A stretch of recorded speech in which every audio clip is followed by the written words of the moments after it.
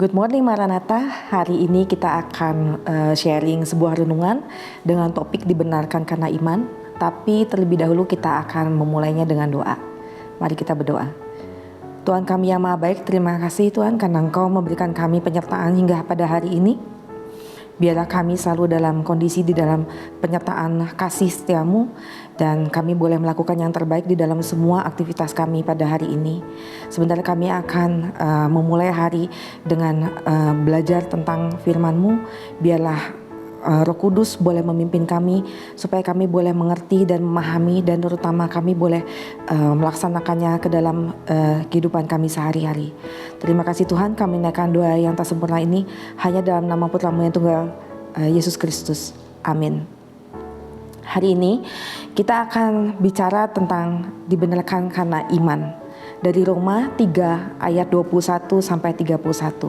Saya akan bacakan natsnya.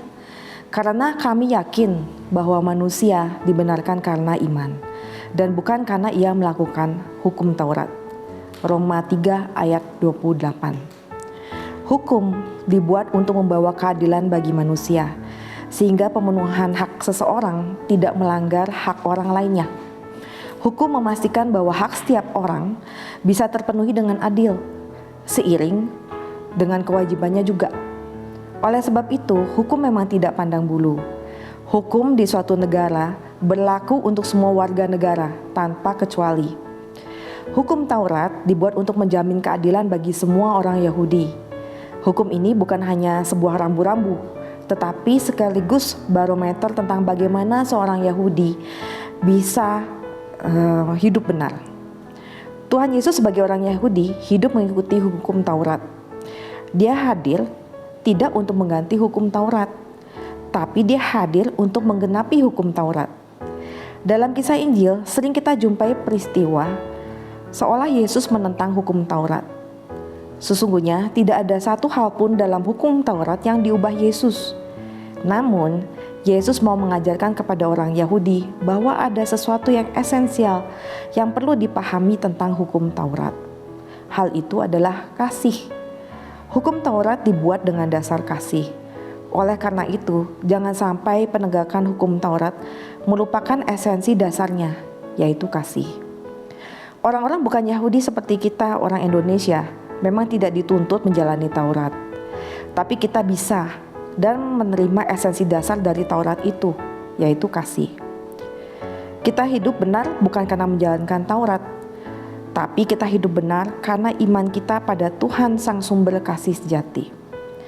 Dengan beriman kepada Tuhan, kita menerima kasih itu yang menjadi esensi dasar dari hukum Taurat. Mari kita merefleksikan diri kita supaya kita hidup dalam iman kepada Sang Sumber Kasih Sejati, yaitu Yesus Kristus.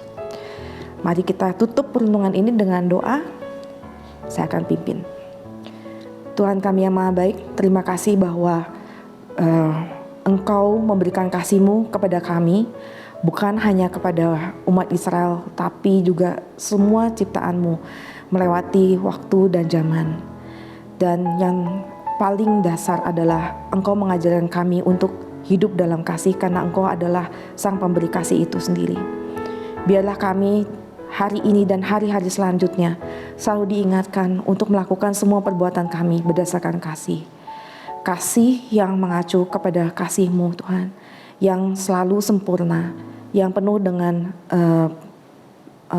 forgiveness, pemberian maaf, dan juga selalu memberikan semua yang terbaik, seperti Engkau juga memberikan yang terbaik dari Engkau sendiri bagi kami anak-anak-Mu. Terima kasih Tuhan. Biarlah Roh Kudus-Mu selalu menyertai kami selangkah demi selangkah di dalam semua yang kami perbuat hari ini. Dan kami juga mau mendoakan untuk rekan-rekan kami yang mungkin dalam kondisi yang kurang sehat atau sedang dalam kesulitan. Biarlah kami boleh menyalurkan kasih-Mu terhadap mereka semampu kami. Dan biarlah kami juga mendoakan supaya selalu Engkau memberikan pertolongan lewat orang-orang yang ada di sekitar mereka. Terima kasih Bapa yang di surga, kami naikkan doa yang tak sempurna ini. Amin.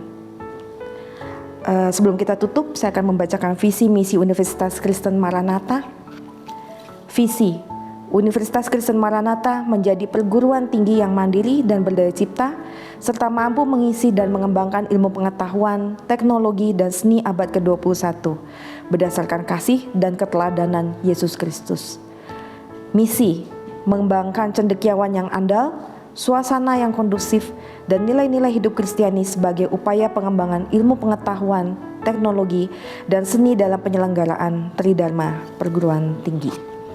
Demikian renungan hari ini. Tuhan Yesus memberkati. Salam integrity, care, excellence.